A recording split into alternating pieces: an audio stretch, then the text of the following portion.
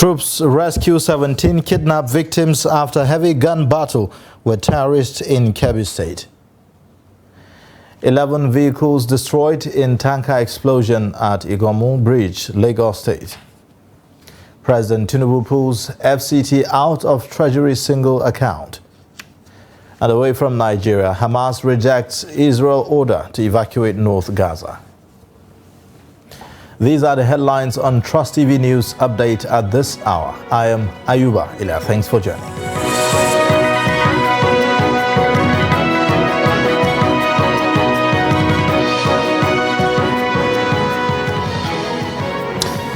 Now the news in full. Troops of Operation Hadarin Daji on Thursday successfully rescued 17 kidnapped victims and captured operational motorcycles from terrorists during a rescue operation in Kebbi State. This was disclosed by the spokesperson of the Operation Hadarin Daji, Captain Yahaya Ibrahim, in a statement on Friday. He said the feat was achieved when troops deployed at Malekachi conducted a rescue operation at Kenya village of Danko Wasagu local government area of Kebbi State. It added that the commander of the Joint Task Force, Major General Godwin Mutkud, commended the timely response of the troops, charged them to do more, and continued to deny the terrorists any freedom of action. Meanwhile, the 4 abducted students of the Nasarawa State University have regained freedom from their abductors. Heavily armed men had, in the early hours of Tuesday, invaded their house located at Angwankari in Kefi local government area of the state and whisked them away to an unknown destination. Meanwhile, the students were rescued on Thursday by men of the Nigerian Army in 117 Battalion, Kefi, after a sustained pressure on the kidnappers. The commanding officer of the battalion, Lieutenant Colonel Awalu Inua, disclosed this to journalists in Lafia. He explained that the students were rescued in the surrounding bushes of Angwangauta in Kefi local government area after painstaking efforts by the military officers. Inua further assured that the students will be reunited with their families after undertaking proper medical examination. Still on security matters, police in the Federal Capital Territory, Abuja, have arrested over 2,000 suspected criminals in an effort to improve security in the nation's capital. Noel Samson reports that the FCT Commissioner of Police, Haruna, paraded the suspect before journalists on Friday. A total of 2,272 suspects were arrested in the last 2 months. 1,967 were charged to court, out of which 865 were sentenced and fined. 207 scavengers were arrested. 196 of them were charged to court. Among those paraded were suspected armed robbers, criminals, one-chance syndicates, and vehicle thieves. 11th of September 2023, FCT Police Command Anti-Kidnapping Unit trailed and arrested a notorious kidnapper by name Wonsalisu Abdullahi, aka Gwaska. During the encounter, one of the gang members by name Baba Dansuhu was shot dead by the police while others fled. Aside taking part in kidnapping activities, this very Salisu is also an informant and also a food supplier to his master by name Badume. He also used the medium to address the incident of male and female organ disappearance in the FCT. The FCT recorded its first case in Gwagwalada, that is on the 21st of September 2023, and is spread to other communities within the FCT. As at yesterday, we had a total of 62 cases reported in the FCT. There was no death toll because of the swift response of police personnel. Some of the suspects paraded confessed to the crime they were arrested for. Just like the day before yesterday, I parked my vehicle on my side where I'm living. So coming out to carry my vehicle, I see police.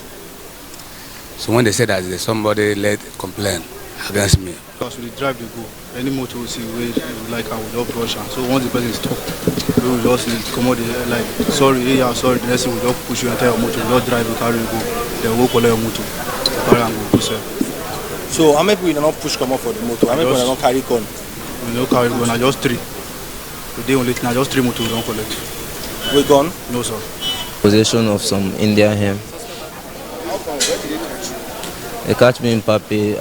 Yes, as I tell you before, this is the first time. Then it's not only me or the leader. There is the leader who lead this group.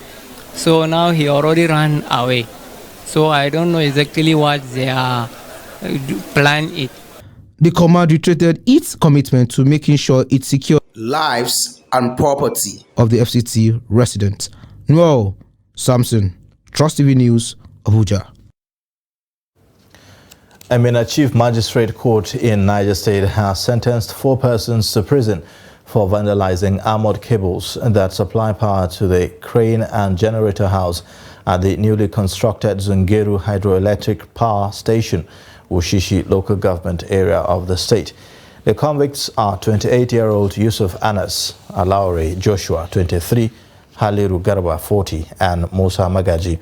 The first convict, Yusuf Anas of Kodo Village, Boso local government area, who was found in possession of the vandalized armored cable worth 9.4 million naira, was arraigned on 4-count charges bordering on conspiracy, trespassing, theft and mischief in relation to electricity. On the other hand, Haliru Garba Olaore Joshua from Osun State and Musa Magaji, the driver who moved the cables to the point of sale, were arraigned on 3-count charges bordering on criminal conspiracy, theft and mischief in relation to electricity. The Chief Magistrate Umar Katume Mohammed, after finding the convicts guilty, sentenced Yusuf Anas to 360 days imprisonment without option of fine and ordered him to return the cable in his possession to the Chief Security Officer of Sino Hydropower Company, SP Galadima Bello. The court also ordered the convicts to pay the sum of 8.8 million naira to the Sino Hydropower Company as compensation for the damages. The National Emergency Management Agency on Friday morning said no life was lost in the petrol tanker explosion that occurred on Thursday night at Ijora, Badia area of Lagos State. It, however, said that the massive fire consumed 2 buses, 3 cars, 4 trucks and 12 high-tension electric poles. There was an explosion when a container-laden truck fell and crashed onto a 33,000-litre petrol tanker by the bridge at Ijora. NEMA Territorial Coordinator in the Southwest Region, Ibrahim Faruloye, who gave an update on the fire incident, said that the PMS tanker crashed at Moshuta Biola Way opposite Fashala Estate. He, however, said that there was no injury nor casualty in the incident.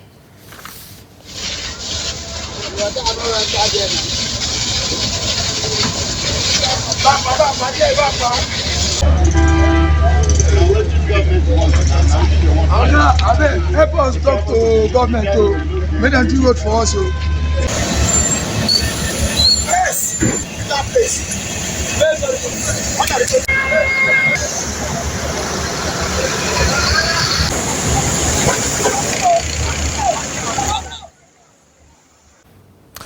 Residents of Maiduguri have described NIMET's latest prediction of hazy weather in the city as surprising. It will be recalled that last week, the sudden hazy weather disrupted flights and forced some residents to remain indoors or wear face masks. Some business operators and residents fear that the expected dusty weather will affect economic activities there.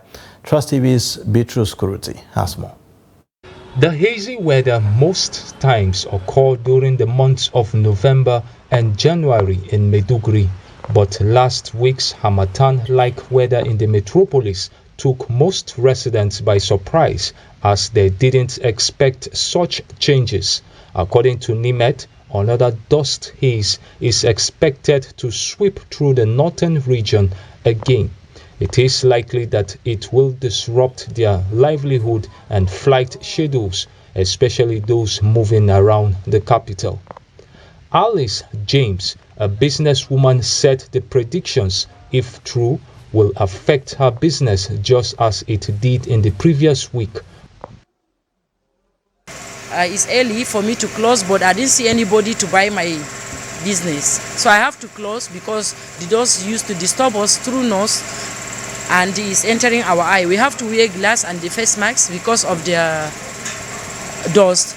So really, the dust affect our business because many people got sick since the last time. Up to now, some of them, they never heal yet. For this time around again, I think I will not get anything. I will still, I don't know when it will come, but I know we can prepare for it. Even we didn't get it for shop, it will affect us, especially that we know business, especially if you lose a 1 day, you lose like 10 days.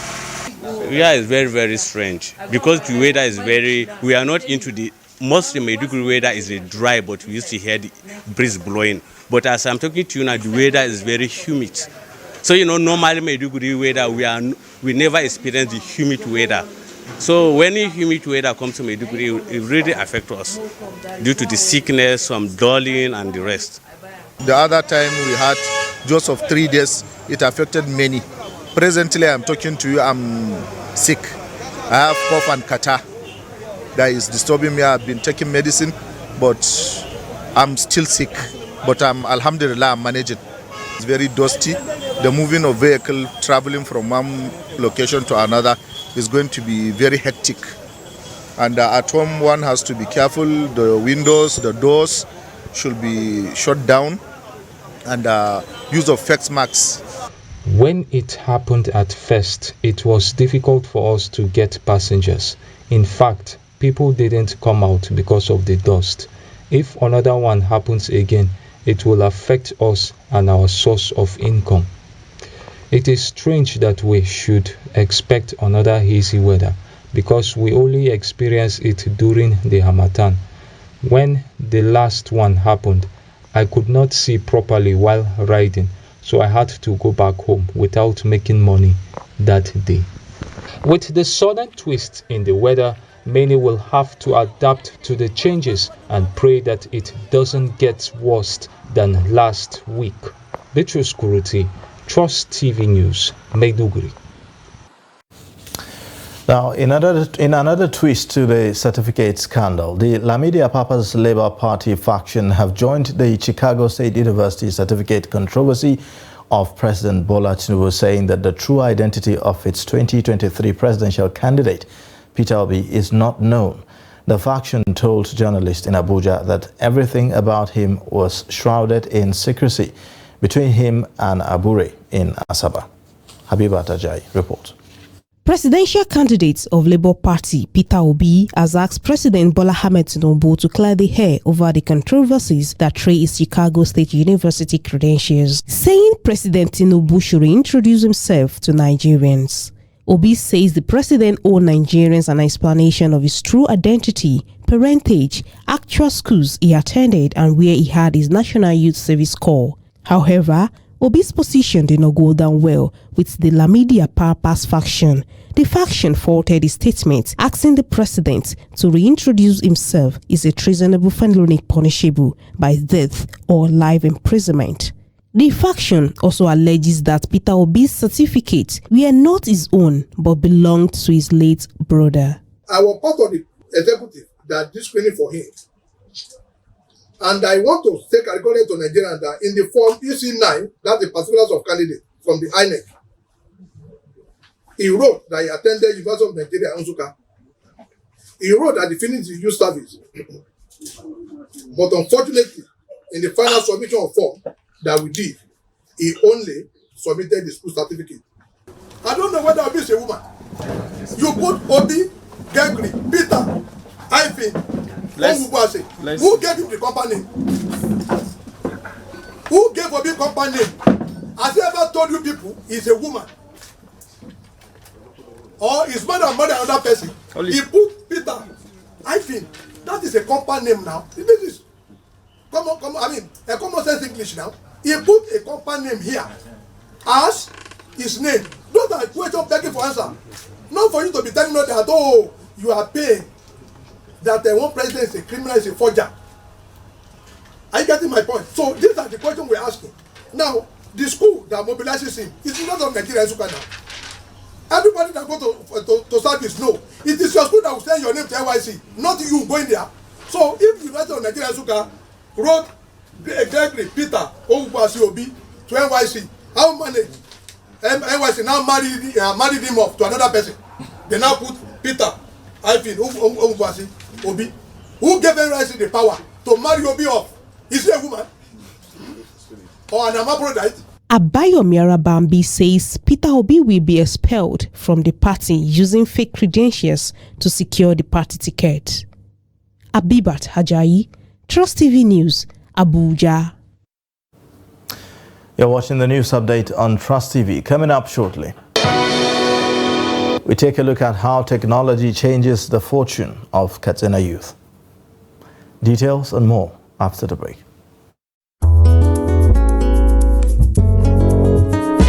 Let's take you on a ride through a series of colors, events, concerts, and lots more. Are you planning an event? EventScope has you covered. Make Trust TV your #1 choice to cover your event. Call 080-3591-0553. EventScope, making your event classic. Follow us on all of our social media platforms at Trust TV News for latest updates on EventScope.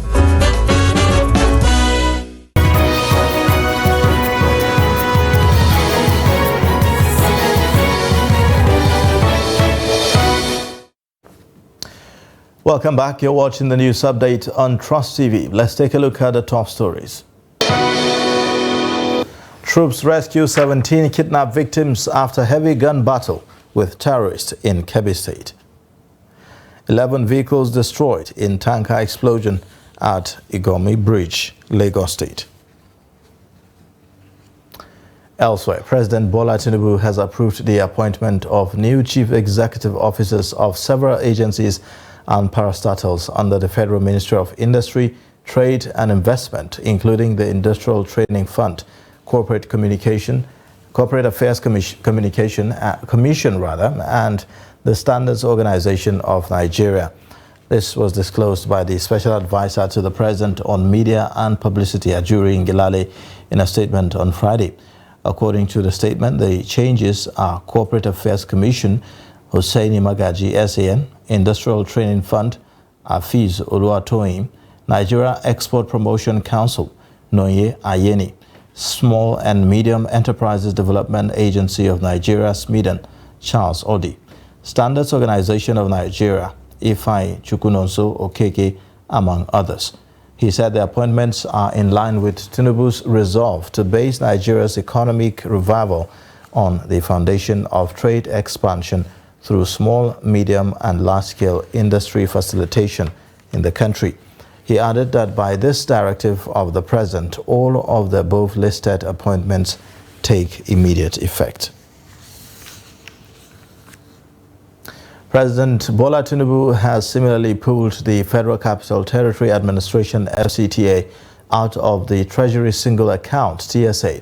FCT Minister Nyesom Wike revealed this at a news conference on Friday in Abuja. The decision will effectively pave the way for the FCTA to utilize the territory's internally generated revenue IGR for the development of the nation's capital. The TSA, a federal government policy that requires all government revenue to be deposited into a single account, was introduced in 2015 to improve transparency and accountability in the government finances. In line with the TSA, all revenue receipts and all payments by government go through a consolidated revenue account, CRA, at the Central Bank of Nigeria. Tinubu also approved the creation of the FCT Civil Service Commission to allow for staff career progression. The establishment of the commission will give Wike greater control over civil servants' appointment, promotion, and discipline in the FCTA. Insecurity and drug abuse among youths are among the drivers of unemployment in Katsina, which stood at 25.5% according to available statistics. Despite this, youth in the state are leveraging digital technology to create startup businesses. Jamil Mawai reports on how youth in the state are creating fintech app that simplifies banking transactions and help businesses manage their finances. Yusuf and his friend had a dream 2 years ago. The dream was to create a financial tech application that will help people and businesses manage their finances. What we have been thinking is impossible is now being possible, and it's one of our dreams to make things easier for our people in our local communities, family and friends. According to the National Bureau of Statistics, unemployment rate in Nigeria is at 5.3%, and Katsina has 438,000 unemployed people. Experts believed that the IT-based sector can bridge that gap. How can we continually improve? Since COVID-19, financial tech applications have become more popular among the youth in Nigeria, especially when the central bank introduced the new currency notes. Traditional banks were overwhelmed and customers were frustrated. So fintech apps made banking transaction even easier. Get opportunity and use the opportunity for particular purposes, most especially when we talk about finances. And then so we actually have this key. What if we can actually build something, you understand, that could help people, with these financial issues, and then get people, to download just an app and then sign up they sign up themselves, use the app, and then make all their transactions without too much hassles of, I have to go to bank to do something, I have to go to bank to get an account number. There is now a lot of job opportunity for people who are able to acquire such digital skills. And when these things happen, development continues to happen, because with technology, we're able to improve the speed and scale at which things can be done. The cash crunch that happened earlier this year and things like that. But with digital solutions, digital financial solutions, for example, a lot of these people were able to resolve their problem one way or the other, are able to do transactions, without having to hold the cash. It was lifting a very big problem. Starting a business like this is challenging because of limited resources and finding skilled workers. Despite this, experts believe that with the rise of digital tools like AI, fintech startups are becoming more important. They believe that these startups will not only provide job opportunities, but also address the growing demand for digital solutions to our daily problems. Jamil Mobay, Trust TV News, Katsina. Away from Nigeria, Hamas on Friday rejected an Israeli order for 1.1 million residents to evacuate northern Gaza ahead of an expected ground incursion into the overcrowded Palestinian territory. The militant group in a statement said that the Palestinian people reject the threat of the occupation, Israeli leaders, and its call for them to leave their homes and flee from Gaza to the south or Egypt. Now adding that they are steadfast on their land, homes and cities. The United Nations said that an order by Israel to flee within 24 hours risked a calamitous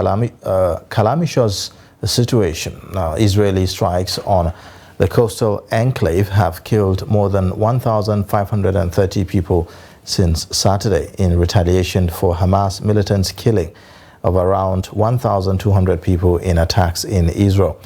Egypt's Rafah crossing is the only route out of Gaza not controlled by Israel and has been bombed by several occasions this week. President Abdel Fattah al-Sisi said that Egypt remains committed to ensuring the delivery of aid to Gaza, but urged Palestinians to remain on their land. And in sports news, Nigerian sprinter Divine Oduduru has been banned for 6 years for committing 2 doping violations. The Athletics Integrity Unit announced the decision on Thursday. According to AIU, there was overwhelming evidence against him. The violations were possession of prohibited substances and attempted use of a prohibited substance or method. Oduduru's case was linked to that of teammate Blessing Okagbari, who was banned for 11 years for doping in 2022.